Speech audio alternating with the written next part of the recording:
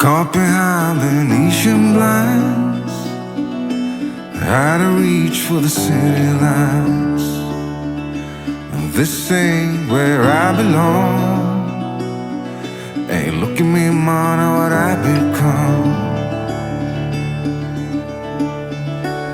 I've been running east, looking for a sunset, digging deep since '99.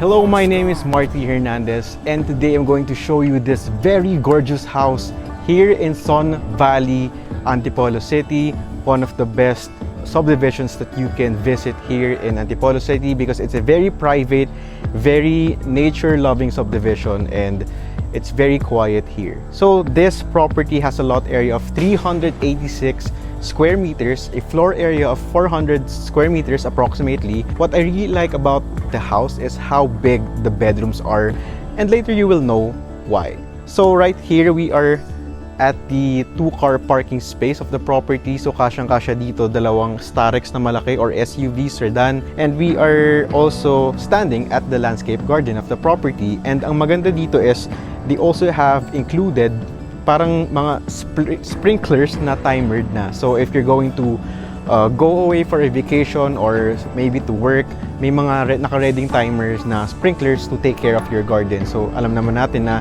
we have to take care of our property all the time. It's falling apart right now. I'm bleeding, an easy kill, gonna leave it all behind. Apart from the house, meron din tayong setback. And kasama na on my left is yung service area, and on my right, meron tayong setback para another access to the property. As you can see, the property, the exterior, it's very earth-friendly, it's very warm, so very calming kasi nga yung subdivision is all about that kind of vibes. So ngayon, tignan na natin yung interior or yung loob to see how the house really looks like. So, let's go. Okay, so of course, the first thing that you will notice is yung ating entrance or yung main door. So for our main door, it's a very huge, solid door. It's yung access or security of our property. As you can see here, it's a fingerprint access with passcode. So hindi kagad makakapasok yung mga hindi taga dito. So we can go inside, and ano nga ba yung una natin makikita dito? So upon entering our house is the double height ceiling living area. Pero meron ka rin ditong receiving area na merong accent wall na bricks made of ceramic tiles. So here on my left, makikita natin yung very large double height ceiling living area. So obviously, sobrang daming hangin na pumapasok, sobrang daming natural light na pumapasok. So kahit umaga, hapon, you don't have to open your lights para magkaroon ng ilaw sa property natin. And dahil sobrang daming puno dito sa Sun Valley, sobrang ganda ng hangin or hindi siya mainit talaga dito sa property. If you want, you can also close this or put a lot of curtains, pero for me, it's better to have it like this para maraming yun nga, ilaw na pumapasok. So you can imagine how you can put your sofas here, tapos yung malaking TV, pwede nyo lagay dito sa wall. So pwede kayo mag-relax dito. And aside from that, meron tayong makikitang view sa second floor para if may party or something, may gusto kang tumawag, makikita nyo na yung tao kagad from the second floor kasi nandun yung mga bedrooms natin. So moving on, we have our dining and kitchen over here. So obviously, ang ganda na ating dining and kitchen. It's very elegant. So here we have a kitchen island. So this is made of quartz. It's not granite or ceramic tiles. It's made of quartz. And we have our cooktop installed dito sa ating kitchen island para madali magluto.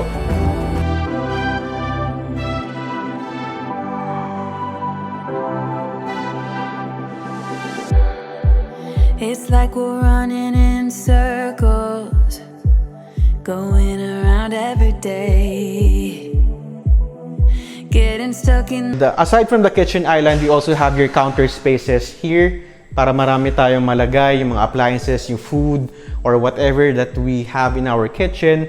And sobrang ganda ng kitchen, madali kang gumalaw kasi nga may kitchen island, which is very ideal para sa mga kitchen lovers talaga. And we have a space for our refrigerator here. Of course, we also have our cabinets sa taas, mga cupboards natin. And we also have another lutuan dito na naka-install na sa ating counter space. Meron din tayong ditong provision for your oven. Of course, meron tayong mga cabinets to put your things. Opposite side of our kitchen, meron tayong open space para siyang lanay. Para pag kumakain ka or nagluluto ka, parang nafe-feel mo na very comfortable ka kasi maluwag yung area.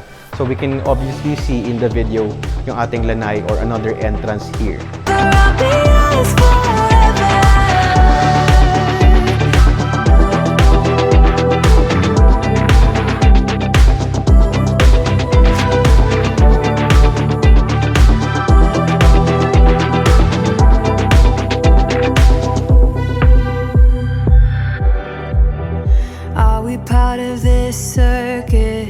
So dito, we have our dining area, and it's a very big dining area. You can obviously put here a long table. So kasya dito mga 10 people. So ganun siya kalaki. To put that into perspective, we have our lighting fixtures na very industrial looking na nagko-complement dito sa ating very elegant spaces or parts of the house. So moving on my right here, this is a bathroom. Disclaimer, the house is not yet fully finished. So may mga finishing pa na gagawin dito sa bahay. Pero here we have your complete set of fixtures, yung water shower, water closet, and yung ating sink. So moving on, nakita natin itong kwarto na to. So this is not a bedroom. This is actually a pantry. Kayo yung tipo na family na sobrang daming pagkain, sobrang daming hinuhoard na mga pasta or whatever, mga delata. This is the perfect space to store your food, diba? Gusto ko talaga itong may dedicated space to put mga pagkain natin. And sobrang dami talagang spaces doon. Okay, so for our next door, so we have steps na pataas dito, pero on my right, this is the intended office space or office room. So alam naman natin na work from home tayo and almost all of our businesses are online. So we have to have parang a separate space to work. So medyo cluttered lang ngayon kasi may mga inaayos pa sa bahay. Pero this is a very big space and parang tama talaga siya for an office area. Kasi dito sa Sun Valley, a lot of the people living here are retired or mga businessmen talaga. This is the master bedroom. It's a very big space. Again, hindi pa fully finished. May mga finishing pa sa paintings and other parts of the house. Pero this is a very big space. We have parang access to the back. And we have, of course, our master bathroom. Pero meron din tayong sensor dito sa room. Meaning, pag binuksan mo yung door, may mag-open na isang light para hindi ka mahirapan magbukas ng ibang ilaw. And then, what I also like about the outlets here, so mga outlets dito, hindi siya yung normal outlet natin. So, pwede ka mag-on and off na mga outlet dito na may switch talaga para siyang medyo baby-proofing na rin and to save energy para hindi na rin kayo ma-hassle. Bago natin tignan yung ating parang setback sa likod, tingnan muna natin yung master bathroom. So yung master bathroom, again, is siyang part ng bahay na hindi pa fully finished. On this side, lalagyan pa kasi nila ito ng partition ng glass and sliding door para of course hindi mabasa ibang parts. And then meron ka rin isa pang partition dito para hindi rin mabasa yung part nito from the shower. So meron tayong aluminum shower head. Of course, meron tayong telephone shower. Tapos meron tayong accent wall dito na ceramic tiled na wooden design para medyo elegant siya and conforming with the industrial look of the house. So meron tayong malaking sink dito and meron din lalagay niya cabinet dito. So meron pang finishing pa dito. So aside from the bathroom, meron din tayong sobrang laking walk-in closet. Kung marami talaga kayong damit, I think this will be enough for you to store your clothes and kung ano pa yung gusto niyo i-store. Again, may mga final painting pang gagawin. And we also have here your vanity. So lalagyan pa nila to ng mirror and may mga ilaw pa dito and cove lights para mas mukhang elegant tignan yung bahay.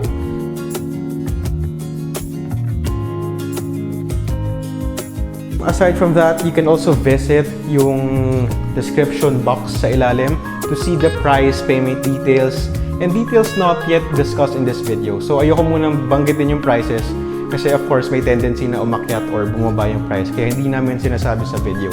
Pero you can check the video, the description box to see the other details there. So ito yung ating setback. So of course, meron ka ng landscape dito, landscape garden, and meron ka ng pathway para may isa ka pang access going through your master bedroom.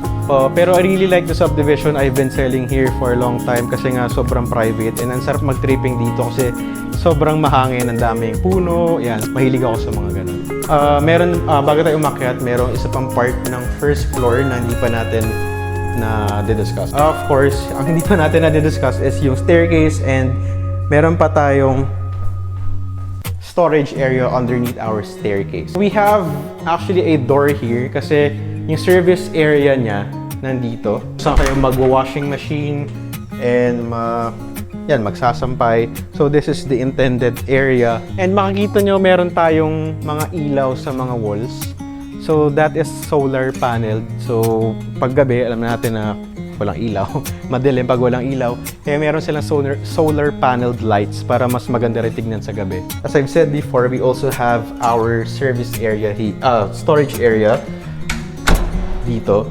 So ample amount of space naman to, since parang medyo hollow dito para may extra space ka to put your thing. So yung ating staircase, as you can see, hindi pa nakakabit yung tempered glass or yung glass, pero lalagyan pa nila ng glass, and then yung ating railing is made of aluminum or aluminum in American English. We're done here sa first floor. Tingnan natin yung second floor to see our bedrooms. Okay, so we are here sa ating second floor, and the first thing that you will notice is yung ating lighting fixture na very elegant. So para kang nasa mansion.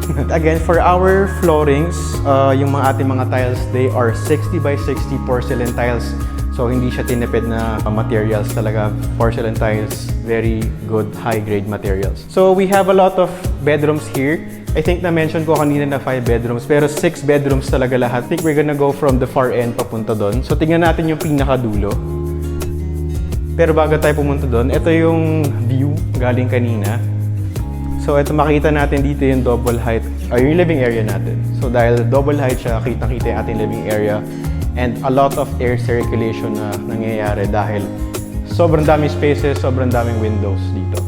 Okay, so for our first bedroom dito, and you can also notice yung ating very solid doors. So parang mukha siyang Scandinavian looking yung ating wood.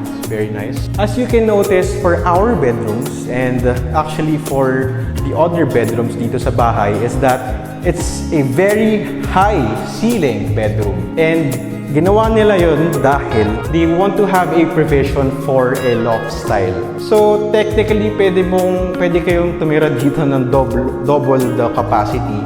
So if 6 bedroom siya, pwede kang makatira dito ng 10 people kasi pwede kang maglagay ng loft style. Or pwede rin kunwari, may mini, para siyang studio type na yung yung vibes niya kasi pwede mo nga siyang gawing loft style, pwede kang maglagay ng working station sa ilalim, tapos sa taas yung bedroom. So maraming ganong trending ngayon ng mga bahay. So that's what I really like about this house. Aside from the security of the subdivision, hindi ka kaagad makakapasok kasi kailangan tawagan talaga yung nakatira dito. Maraming rumorondang mga patrol, and they are very friendly here sa subdivision. Kung kailangan nyo paputol yung lote sa katabi nyo, yung mga damo, pwede nyo tawagan sila. Kung gusto nyo may patrim na puno, pwede nyo tawagan sila.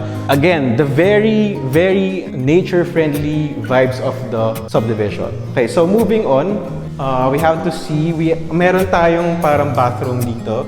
So we have a bathroom here. What I like about the design is that aside from na gray siya, which is my favorite color, nag-contrast yung kulay ng brown, and parang contrasting pero nagko-conform pa rin yung kulay niya, yung gray and brown. Actually, yun yung isa sa mga favorite color palettes ko. Parang mixture of earth and industrial. So next, ito yung ating bedroom. This one pala, this is smaller than the first one. Ito lang yung medyo kakaiba and may clutter pa.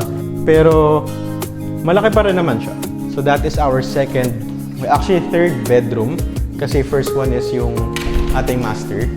So moving on, we have our next bedroom. Yan. So again, very high ceiling bedroom. We have our built-in cabinets. Pero itong built-in cabinets hindi pa tapos, may mga painting pang gagawin. And again, we have our provision for the loft style. So may nakaabang na mga for aircon na. Of course, we have a lot of sockets and pin lights. And of course, our very huge sliding window para alam mo na, may hangin na pumasok. Yeah. So again, comment down below if you want your room na parang loft style. I want to know how many people are into that kind of design. Pero personally, gusto ko yung ganun kasi save spacing. Tapos nagmumukha talagang malaki yung bahay dahil high ceiling siya. Aside from na white yung painting, high ceiling pa siya. So here, we also have another bathroom. Yan. So may mga partition glass din na ilalagay pa dito. And mga cove lights hindi pa nalagay. Pero again, the same design idea of gray and brown. So, and meron din pala dito mga complete water fixture, yung sink, meron ng bidet, and of course, yung mga water fixture brand natin is Posy. So, magandang brand din. So, next, we have 2 more bedrooms left. So, may extra space ka pa dito siguro to put yung mga, siguro mini library or siguro mga picture frames nyo or whatever. So, here, on my right, another very high ceiling bedroom. So I think you get the parang idea of the house na yun nga, lahat high ceiling. So I really like it. And again, pagkagising mo, imagine mo, pagkagising mo, sobrang daming puno, grass, tapos sobrang sarap na feeling ng pagkatulog mo kasi mahangin. Hindi mo na actually kailangan mag-aircon dito sa gabi kasi hangin eh. Siguro electric fan na lang if you want to siguro save some electricity. So next, moving on. Again, comment what do you think of this house as of now. Pero this one is actually just the same with the previous bedrooms na nakita natin. High ceiling, white walls, built-in cabinets, a lot of sockets and lights, pin lights, and of course we have yung abang ng ating or socket for a split type aircon or a window type aircon, depende sa inyo. And again, the very nice sockets na pwede mong i-on and off using a switch. Yan, narinig niyo switch. And para hindi, pwede nyo kasi gawin na may mga bata na saksak ng ano eh. So kung naka-on lang yun, pwede sila ma-discrasha. So that's actually it for this video. This is a very nice breather for this video kasi usually yung mga bahay na binibidyohan namin sobrang kulob, sobrang sikip, and wala masyadong hangin na pumapasok, tapos madilim pa. Pero this one, we have no other problems filming this video. We have a great time visiting this property. And if you want to inquire, ilalagay ko yung contact details in the description box. So if you want to book an appointment, kontakin nyo lang yon. Or you can also email me. Again, ilalagay ko lahat ng details, contact numbers, social media accounts ko in the description box below. So that's it for this video. I hope you enjoyed this one because I really did enjoy this filming this video and again selling this property. So that's it. I hope you stay safe and I hope to see you in my next real estate video. Keep safe.